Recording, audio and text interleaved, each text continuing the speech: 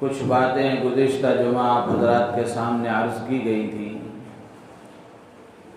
اس جمعہ اسی حدیث سے متعلق اور بقیہ باتیں آپ حضرات کے سامنے انشاءاللہ عرض کی جائیں گی۔ اللہ تعالی ہم سب کو ان باتوں پر عمل کی توفیق عطا فرمائے۔ اللہ کے نبی علیہ السلام کی جو حدیثیں ہیں، آپ کے جو ارشادات ہیں، وہ ایک تھرمامیٹر کی طرح ہیں۔ جیسے آدمی تھرمامیٹر کے ذریعے سے اپنی بخار، جسم کی گرمی، جسم کی حرارت کو معلوم کرتا ہے، اس تھرمامیٹر کے ذریعے سے اس کی بیماری اور اس کے اندر کی علت کا اندازہ ہوتا ہے۔ اسی طریقے سے اللہ کے نبی علیہ السلام کی احادیث سے آدمی کی ایمانی کیفیت کا پتہ چلتا ہے۔ احادیث کے ذریعے سے آدمی کے ایمان کی سطح کا اندازہ ہوتا ہے کہ ایمان کی کیا کیفیت اس کے اندر ہے، ایمان کی کتنی حرارت اس کے اندر ہے، اور کس سطح کا وہ مسلمان ہے، کس سطح کا ایمان اس کے اندر ہے، کتنا وہ اللہ سے وفادار ہے، اور کتنا وہ نبی کا سچا پکا عاشق اور غلام ہے۔ ان احادیث کے ذریعے سے پتہ چلتا ہے۔ ان حدیثوں کو سامنے رکھ کر آدمی اگر اپنی ذات کا جائزہ لے گا، اپنے آپ کو ان حدیثوں کی روشنی میں دیکھے گا، تو اس کو اپنی حقیقت سمجھ میں آئے گی، اس کی حقیقت سامنے آ جائے گی کہ وہ کیا ہے، اللہ کے ہاں اس کا مقام کیا ہے، وہ کس سطح کا مسلمان ہے اور کس سطح کا ایمان اس کے اندر ہے۔ تو اسی لیے اللہ کے نبی علیہ السلام کے ارشادات کو بار بار پڑھنا چاہیے، بار بار سننا چاہیے، بار بار اس کے مذاکرے ہونے چاہیے، اجتماعی طور پر اس کے مذاکرے ہونے چاہیے، اور انفرادی طور پر ان حدیثوں کو سامنے رکھ کر غور و فکر کرنا چاہیے تاکہ ہمیں ہماری حقیقت سمجھ میں آئے۔ ورنہ آدمی دھوکے میں رہتا ہے، دو چار اعمال کر کے کہ میں تو پکا مسلمان ہوں، جنت تو میری پکی ہے، ہر حال میں جنت میں ہی جانا ہے۔ لیکن جب حدیثوں کو سامنے رکھ کر ہم دیکھتے ہیں اپنے آپ کو کہ ہماری کیا حقیقت ہے، پھر سمجھ میں آتا ہے کہ جنت کے راستے پر ہم کتنا ہیں اور جنت سے ہٹانے والے کام ہم کتنے کر رہے ہیں۔ اسی لیے اللہ کے نبی علیہ السلام کے ارشادات کو بار بار پڑھنا چاہیے، سننا چاہیے، اس کے مذاکرے کرنے چاہیے، اس کے مذاکروں میں بیٹھنا چاہیے، اور تنہائی میں اس پر غور کرنا چاہیے۔ اللہ تعالیٰ مجھے آپ کو عمل کی توفیق عطا فرمائے۔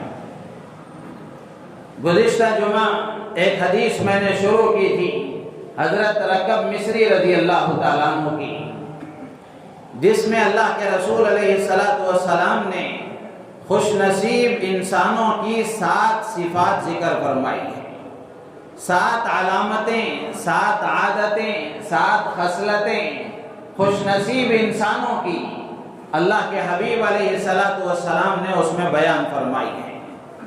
اس حدیث کو سامنے رکھ کر مجھے اور آپ کو غور کرنا چاہیے۔ یہ حدیث گویا ایک آئینہ ہے، اس آئینے میں ہمیں اپنا چہرہ دیکھنا چاہیے، اپنے آپ کو دیکھنا چاہیے کہ کیا میں خوش نصیب ہوں یا بد نصیب ہوں، میرا شمار خوش نصیبوں میں ہے یا پھر بد نصیبوں میں ہے۔ ہر آدمی کو جائزہ لینا چاہیے۔ 3 صفات گزشتہ جمعہ حضرات کے سامنے عرض کی گئی، مختصر اس کو بھی دہرا لوں تاکہ بات سے بات ملی رہے، ساری باتیں ذہن میں رہیں۔ اللہ کے نبی علیہ السلام نے فرمایا، طوبی لمن طاب کسبہ، خوش نصیب ہے وہ انسان جس کی کمائی حلال ہے۔ جس کی روزی حلال ہے۔ وَصَلُحَتْ سَرِيرَتُهُ، دوسری صفت اللہ کے نبی نے بیان فرمائی، خوش نصیب ہے وہ انسان جس کی انفرادی زندگی، اندرونی زندگی، تنہائی والی زندگی پاکیزہ ہے۔ وَكَرُمَتْ عَلَانِيَتُهُ، تیسری صفت اللہ کے نبی نے بیان فرمائی کہ خوش نصیب ہے وہ انسان جس کی ظاہری زندگی، لوگوں کے سامنے کی زندگی، مجمع والی زندگی، وہ بھی پاکیزہ ہے، تو خوش نصیب ہے وہ انسان۔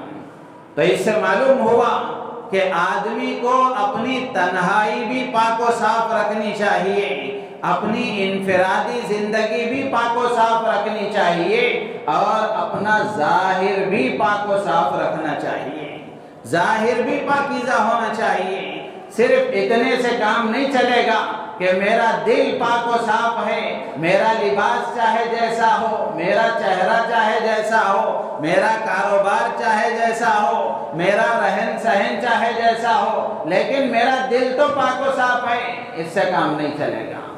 بلکہ ہمارا ظاہر بھی اللہ کے نیک بندوں جیسا ہونا چاہیے، صلحاء جیسی صورت بنانی چاہیے، اللہ کے نیک بندوں جیسا لباس پہننا چاہیے، جیسے اللہ کے وہ نیک ہیں۔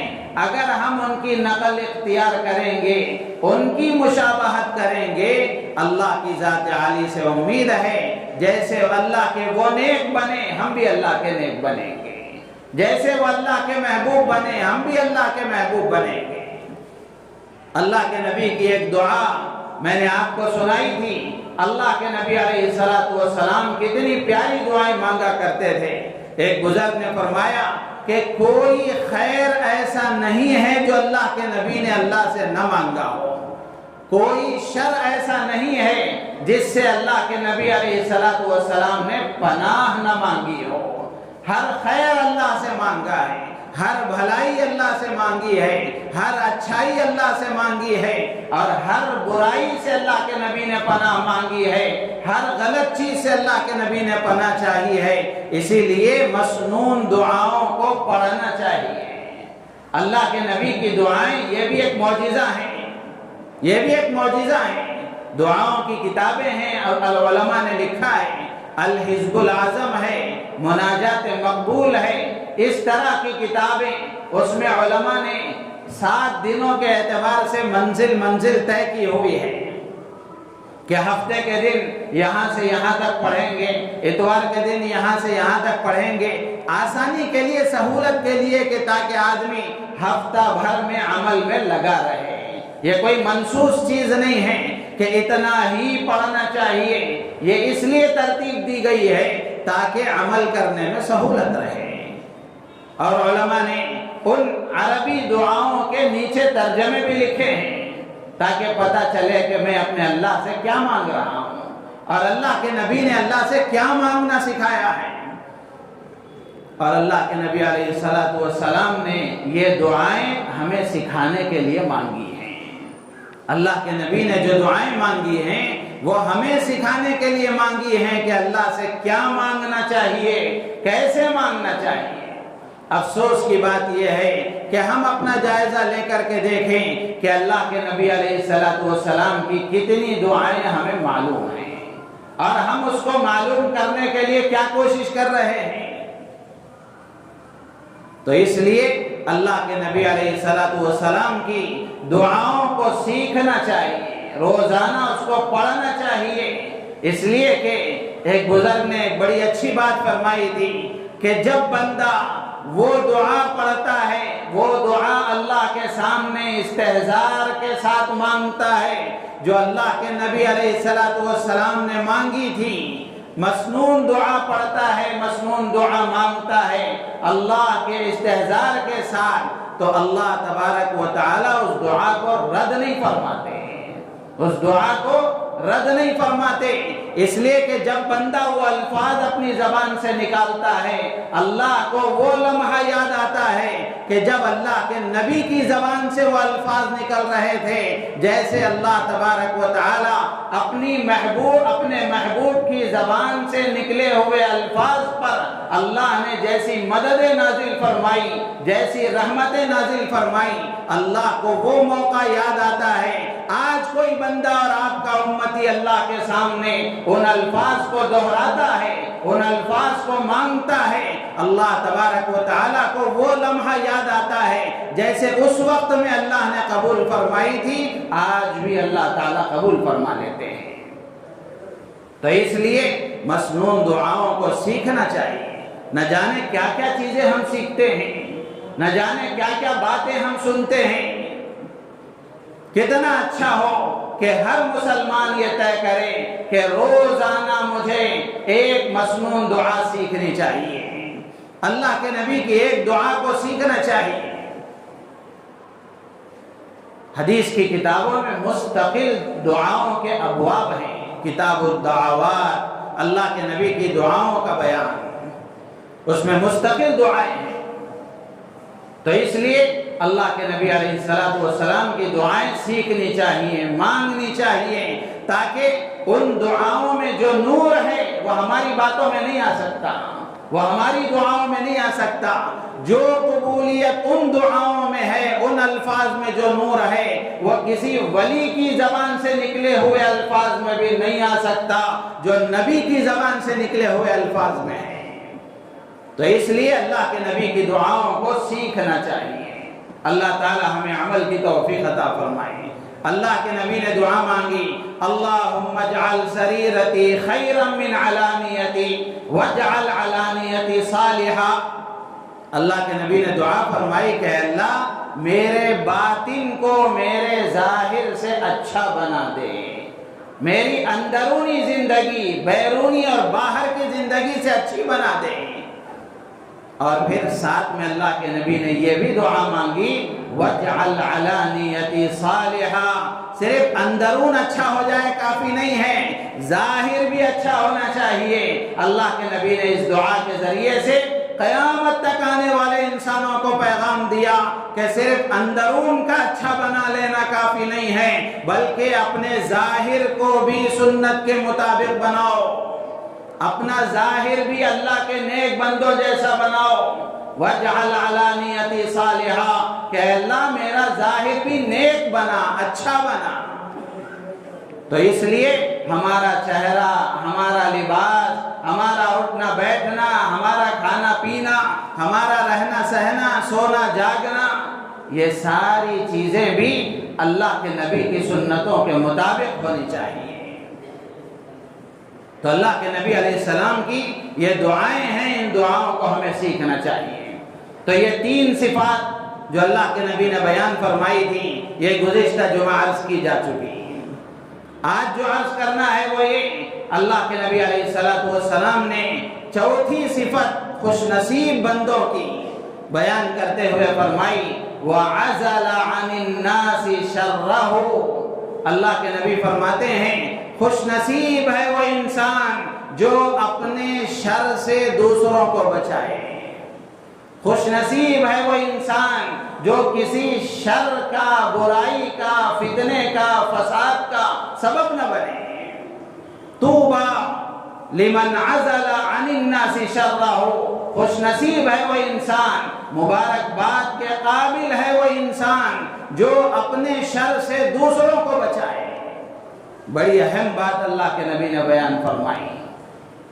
ہر مسلمان کو، ہر اللہ کے نبی پر ایمان رکھنے والے کو، ہر اللہ کے نبی کو نبی ماننے والے کو، ہر اللہ کی وحدانیت کے قائل مسلمان کو اس بات کی فکر کرنی چاہیے کہ میری ذات سے کسی کو تکلیف نہ پہنچے، میرا شر کسی دوسرے تک نہ پہنچے۔ اللہ کے نبی نے بڑی اہم صفت بیان فرمائی کہ جو اپنے شر سے دوسروں کو بچاتا ہے وہ خوش نصیب ہے۔ یہ صفت اللہ کے نبی نے بیان فرمائی۔ تو میرے عزیز و دوست و بزرگوں، چھوٹی چھوٹی باتوں سے فتنہ ہو جاتا ہے، چھوٹی چھوٹی باتوں سے شر وجود میں آ جاتا ہے۔ تو ہر مسلمان کو اس بات کی فکر کرنی چاہیے کہ میں کسی فتنے اور شر کا سبب نہ بنوں، میری وجہ سے کوئی سوتا ہوا فتنہ جاگ نہ جائے، میری وجہ سے امت میں انتشار نہ ہو جائے، میری وجہ سے اداروں میں دراڑ پیدا نہ ہو جائے۔ ہر مسلمان کو اس کی فکر کرنی چاہیے، اس لیے کہ انتشار اور شر پھیلانا، فتنہ پھیلانا، فساد کرنا، دراڑیں پیدا کرنا، دوریاں پیدا کرنا، دلوں میں عداوتیں، دشمنیاں پیدا کرنا، یہ اللہ کو ہرگز پسند نہیں ہے۔ اسی لیے حضرت جی مولانا یوسف صاحب رحمۃ اللہ علیہ فرمایا کرتے تھے، اللہ تعالیٰ جمعہ اور جماعت کو چھوڑنے والے کو وہ عذاب نہیں دیں گے جو امت میں توڑ پیدا کرنے والے کو دیں گے۔ توڑ اللہ کو پسند نہیں ہے، جوڑ اللہ کو پسند ہے۔ اللہ تعالیٰ بندوں میں جوڑ دیکھنا چاہتے ہیں۔ اسی لیے اللہ کے نبی نے خوش نصیب بندوں کی صفت بیان کرتے ہوئے فرمایا کہ خوش نصیب ہے وہ انسان جو اپنے شر سے دوسرے کو بچائے، کسی شر کا سبب نہ بنے، کسی فتنے کا سبب نہ بنے۔ اسی لیے حضرت سفیان ثوری رحمت اللہ علیہ فرمایا کرتے تھے کہ لوگوں کو اپنے شر سے بچانا، لوگوں کو اپنے شر سے بچانا یہ اعلیٰ درجے کی عبادت ہے، یہ اعلیٰ درجے کی عبادت ہے، اس لیے کہ اس کے ذریعے سے لوگوں کے دلوں میں محبت پیدا ہوتی ہے، جوڑ پیدا ہوتا ہے۔ محبت اللہ کو پسند ہے، اللہ یہ چاہتے ہیں کہ بندے آپس میں ملے رہیں، ان کے اندر جوڑ رہے، ان کے دلوں میں اتحاد رہے، اتفاق رہے، آپس میں یہ ملے جلے رہیں۔ میرے عزیز و دوست و بزرگوں، چھوٹی چھوٹی معمولی باتوں سے فتنے پیدا ہو جاتے ہیں، شر وجود میں آ جاتا ہے۔ بطور خاص اجتماعی زندگی میں، اجتماعی معاملات میں آدمی کو فکر مند رہنا چاہیے، چوکنا رہنا چاہیے، ورنہ شیطان وہاں ہر جگہ حاضر رہتا ہے۔ شیطان مثال کے طور پر کسی سے ذرا کڑوی بات ہو جاتی ہے، تلخ بات ہو جاتی ہے، کسی کا کوئی جملہ پسند نہیں آتا، کسی کی بات سے دل کو ٹھیس پہنچ جاتی ہے، اب شیطان وہاں کام کرنا شروع کرتا ہے۔ دماغ میں یہ خیال آتا ہے کہ اس نے میری بے عزتی کر دی، اس نے مجھے راستے سے ہٹا دیا، اس نے مجھے کنارے لگا دیا، اس نے میرا مقام گرا دیا۔ اب شیطان یہاں اپنا کام کرتا ہے اور ایسی ایسی حرکتیں کروا دیتا ہے جو انسانیت سے بھی گری ہوئی ہوتی ہے، انسانیت سے بھی گری ہوتی ہے۔ اسی لیے اللہ کے نبی علیہ الصلوۃ والسلام نے ایک حدیث میں ارشاد فرمایا، طوبى لمن جعله الله مفتاحا للخير ومغلاقا للشر وويل لمن جعله الله مفتاحا للشر ومغلاقا للخير۔ اللہ کے نبی نے بیان فرمایا، خوش نصیب ہیں وہ لوگ، مبارکباد کے قابل ہیں وہ لوگ جن کو اللہ خیر کی چابی بنائے کہ ان کی وجہ سے خیر کے راستے کھلتے ہیں، لوگوں کے لیے آسانیاں پیدا ہوتی ہیں، لوگوں کے لیے راحت کے انتظام ہوتے ہیں، محبت کے راستے وجود میں آتے ہیں۔ خوش نصیب ہے وہ انسان جس کو اللہ خیر کی چابی بنائے اور شر کا تالا بنائے، شر کا تالا بنائے۔ آدمی کو برائیوں کے خاتمے کا سبب بننا چاہیے، شر، فتنہ اور فساد کے دبنے کا سبب بننا چاہیے، نہ کہ اس کے اور اٹھنے پنپنے کا ذریعہ بننا چاہیے۔ طوبى لمن جعله الله مفتاحا للخير ومغلاقا للشر۔ خوش نصیب ہے وہ انسان، مبارکباد کے قابل ہے وہ انسان جس کو اللہ خیر کی چابی بنائے۔ میرے عزیز و دوست و بزرگوں، ہم میں سے ہر ایک کو جائزہ لینا چاہیے، ہم میں سے ہر ایک کو سوچنا چاہیے، اجتماعی زندگی میں ہر جگہ آدمی سوچے، گھر کے معاملات میں، خاندان کے معاملات میں، بزنس کے معاملات میں، پڑوسیوں کے معاملات میں اور دیگر دوستوں کے معاملات میں، کسی بھی معاملے میں آدمی کو سوچنا چاہیے کہ میں خیر کی چابی بن رہا ہوں یا شر کی چابی بن رہا ہوں۔ اور یہ تھرمامیٹر ہے، اس کے ذریعے سے ہماری حقیقت کھلتی ہے اور ہماری حقیقت کا اندازہ ہوتا ہے، معلوم ہوتا ہے کہ میں خوش نصیب ہوں یا بد نصیب ہوں۔ خوش نصیب ہے وہ انسان جس کو اللہ خیر کی چابی بنائے، بد نصیب ہے وہ انسان جس کو جو شر کی چابی بن جائے، فتنے کی چابی بن جائے، فساد کی چابی بن جائے، اس کے بول فساد کا سبب بنے، اس کے اعمال فساد کا سبب بنے، اس کی حرکتیں فساد کا سبب بنے۔ یہ بد نصیب انسان ہے۔ اللہ کے نبی فرماتے ہیں طوبى لمن جعله الله مفتاحا للخير ومغلاقا للشر وويل لمن جعله الله مفتاحا للشر ومغلاقا للخير۔ بربادی ہے، ہلاکت ہے، بد نصیبی ہے اس انسان کے لیے جو شر کی چابی بن جائے، شر کا سبب بن جائے اور خیر کے، بھلائی کے، اچھائی کے، محبت کے، راحت کے، سہولت کے خاتمے کا سبب بن جائے۔ تو اللہ کے نبی فرماتے ہیں کہ چوتھی صفت خوش نصیب انسانوں کی وہ ہے کہ وَعَزَلَ عَنِ النَّاسِ شَرَّهُ۔